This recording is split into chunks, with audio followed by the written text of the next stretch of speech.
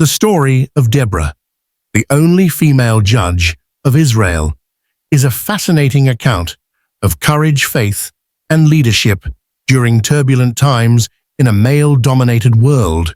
Deborah stood out not only as a political leader, but also as a prophetess respected by all the people.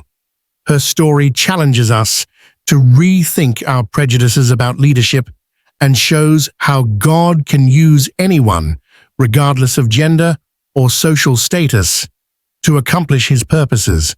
Let's dive into this exciting narrative and discover how an extraordinary woman helped change the course of Israel's history. After the death of Joshua, Israel entered a tumultuous period known as the era of the Judges.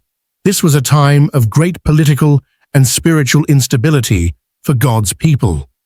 The absence of strong central leadership led to a state of moral and social anarchy. The book of Judges summarizes this chaotic situation well. In chapter 21:5, we read, "In those days, Israel had no king. Everyone did as they saw fit." During this time, Israel fell into a repetitive cycle of apostasy, oppression, and deliverance. The people would turn away from God, worship the idols of neighboring nations, and as a result, suffer at the hands of their enemies.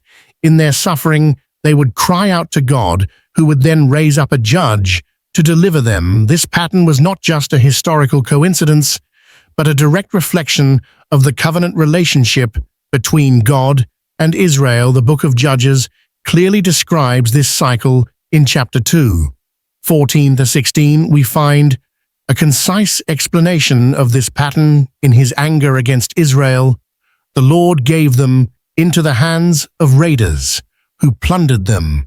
He sold them to their enemies all around, whom they were no longer able to resist.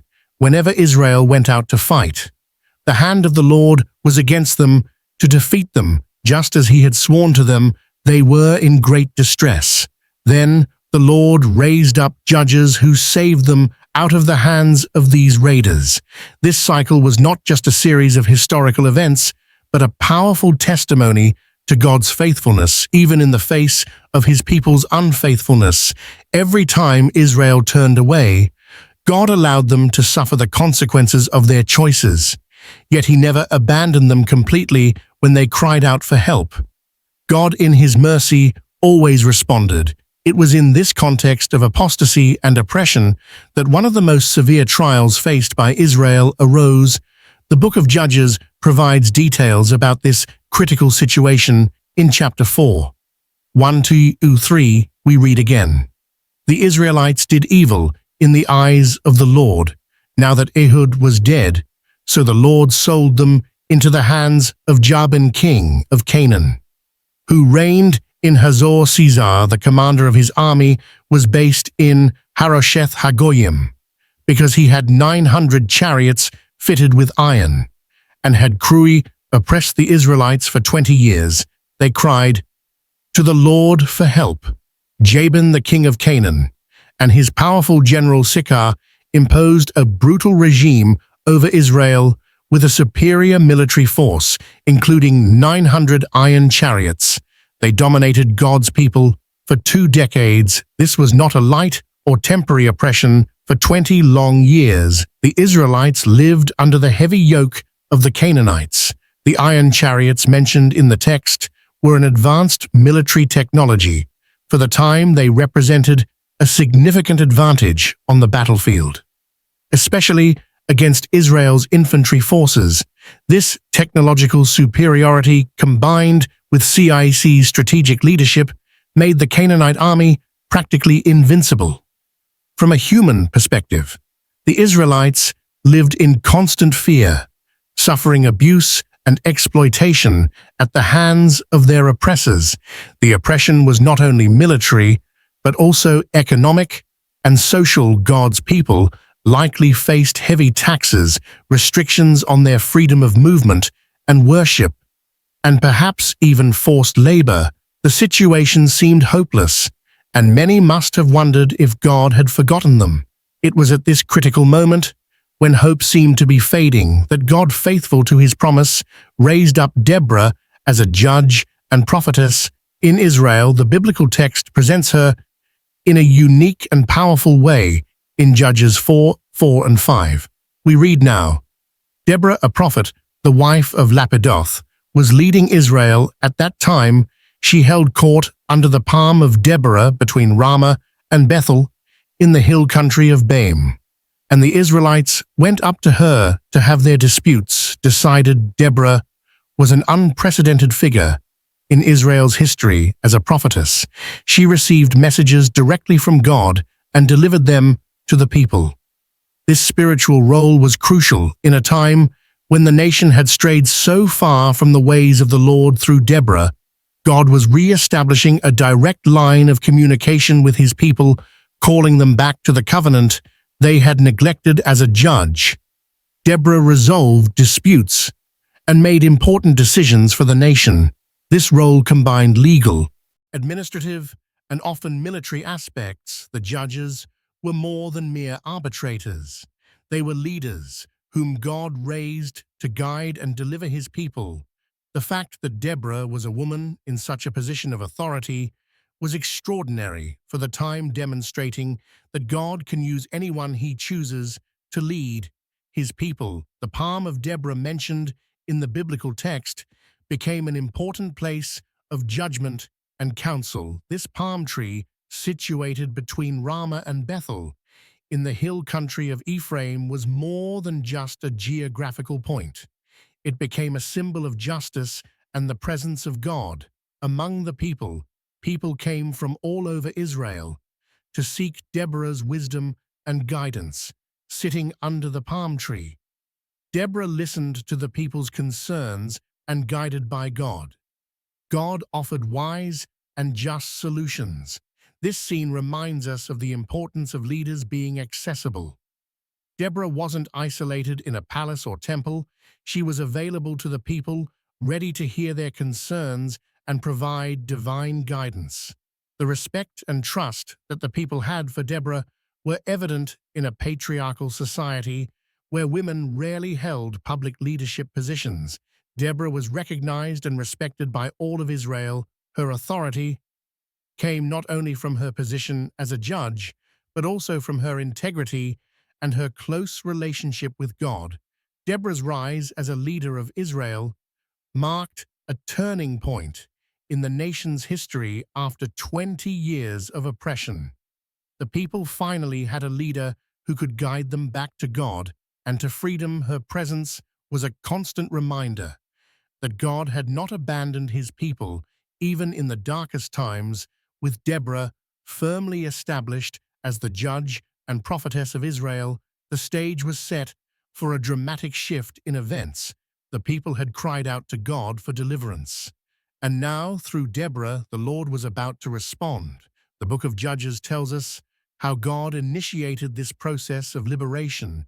In chapter 4:6 we read, She sent for Barak son of Abinoam from Kadesh in Naphtali and said to him, The Lord, the God of Israel, command you, go take with you 10,000 men of Naphtali and Zebulun, and lead them up to Mount Tabor. This divine call, relayed through Deborah, marked the beginning of a new phase in Israel's history. God not only chose Deborah to lead, but also selected Barak as the military commander who would lead Israel into battle against their oppressors. Barak's selection was no accident. He was from Kadesh, in the region of Naphtali, one of the areas most affected by Canaanite oppression. This meant Barak had a personal stake in the liberation of his people. Furthermore, as a native of the region, he likely knew the terrain well, which would be a strategic advantage in the coming battle. The divine plan, as revealed to Deborah, was clear and specific.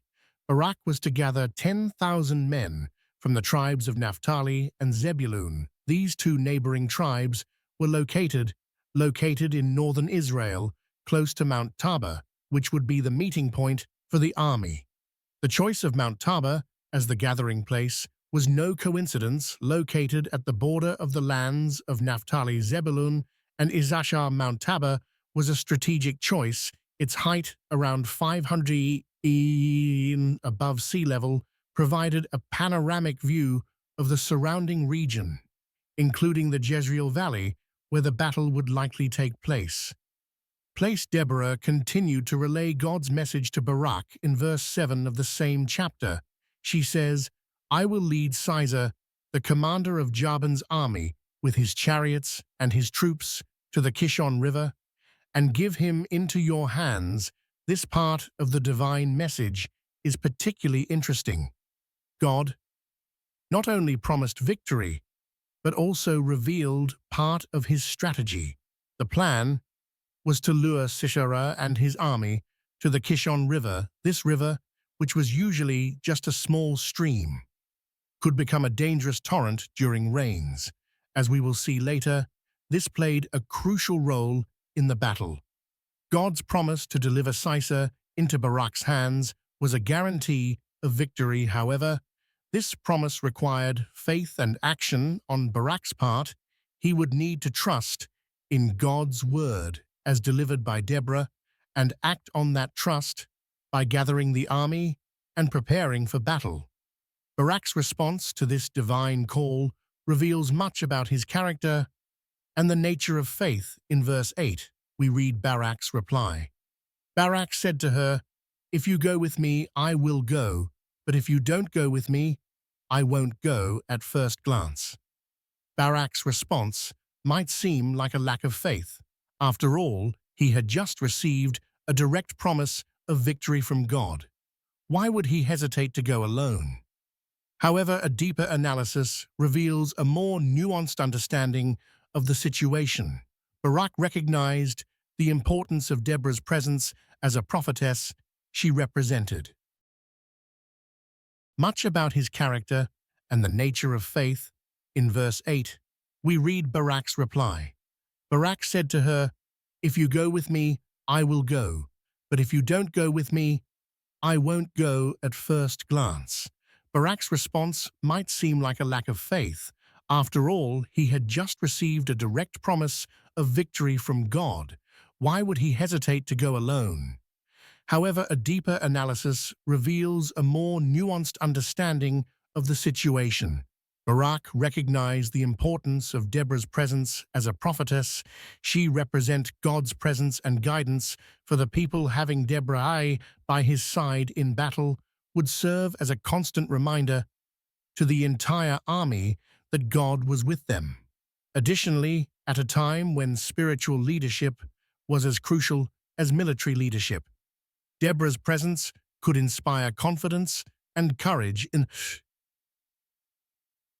the troops. Deborah's response to this request is equally revealing. In verse 9, she says, "Certainly I will go with you," said Deborah, "but because of the course you are taking, the honor will not be yours, for the Lord will deliver Sisera into the hands of a woman." Deborah agreed to accompany Barak, demonstrating her commitment to Israel's cause and her willingness to lead, not just from a distance, but from the front lines. However, she also delivered a prophecy. The glory of victory would not belong to Barak, but to a woman. This prophecy is remarkable for several reasons. First, it challenges the cultural expectations of the time, where military glory was typically reserved for men. Second, it adds an element of suspense to the narrative. Who would this woman be? As we will later see, the answer to this question will be surprising. With the agreement between Deborah and Barak in place, preparations for battle began.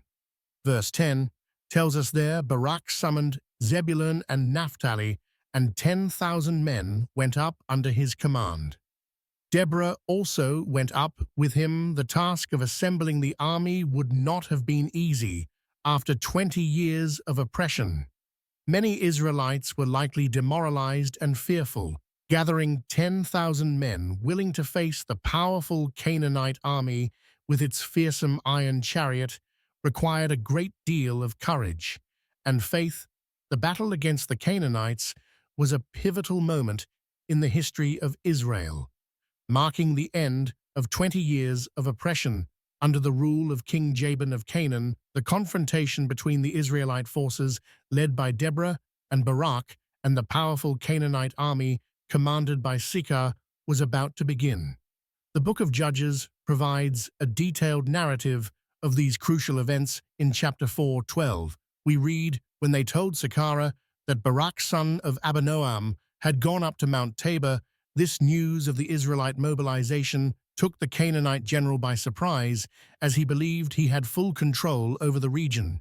CIC's reaction was swift and decisive. Verse 13 reports, Sisera gathered together his 900 iron chariots and all his men from Harosheth Haggah to the Kishon River. This massive mobilization demonstrated how seriously Sisera regarded the Israelite threat. He was determined to crush the rebellion with the full might of his army. The 900 iron chariots were the pride of the Canaanite army and their primary tactical advantage. These war vehicles, advanced for the time, were feared for their speed, impact force, and ability to break infantry formations. For the Israelites, who fought primarily on foot, the prospect of facing these chariots must have been terrifying. The crucial moment of the battle is described in verse 14. Then Deborah said to Barak, "Go. This is the day the Lord has given Sisera into your hands. Has not the Lord gone ahead of you?" So Barak went down Mount Tabor, with 10,000 men following him. This command from Deborah to attack was not advantage. These war vehicles, advanced for the time, were feared for their speed, impact force, and ability to break infantry formations. For the Israelites, who fought primarily on foot, the prospect of facing these chariots must have been terrifying. The crucial moment of the battle is described in verse 14. Then Deborah said to Barak, "Go. This is the day the Lord has given Sisera into your hands. Has not the Lord gone ahead of you?" So Barak went down Mount Tabor, with 10,000 men following him. This command from Deborah to attack was not just a military order, but a declaration of faith. She was reiterating God's promise and instilling courage in the Israelite troops. The phrase "has not the Lord gone ahead of you" reminded the Israelites that they were not fighting alone, but that God himself was leading the battle. Barak's descent from Mount Tabor, followed by 10,000 men, must have been an impressive sight. The Israelite army, who had lived under oppression for so long, now marched boldly to face their oppressors. Meanwhile, the Canaanite army, just a military order, but a declaration of faith. She was reiterating God's promise and instilling courage in the Israelite troops. The phrase, "Has not the Lord gone ahead of you?" reminded the Israelites that they were not fighting alone, but that God himself was leading the battle. Barak's descent from Mount Tabor, followed by 10,000 men, must have been an impressive sight. The Israelite army, who had lived under oppression for so long, now marched boldly to face their oppressors. Meanwhile, the Canaanite army advanced confidently with their 900 iron chariots and well-equipped troops. Sisera likely expected a swift and decisive victory. The valley below Mount Tabor seemed like the perfect battlefield to deploy the full power of his war chariots. However, what happened next caught everyone by surprise. Verse 15 describes, at Barak's advance, the Lord routed Sisera and all his chariots and army by the sword. This statement attributes the victory directly to God, indicating that something extraordinary occurred on the battlefield. The narrative suggests that there was divine intervention that caused confusion in Caesar's army.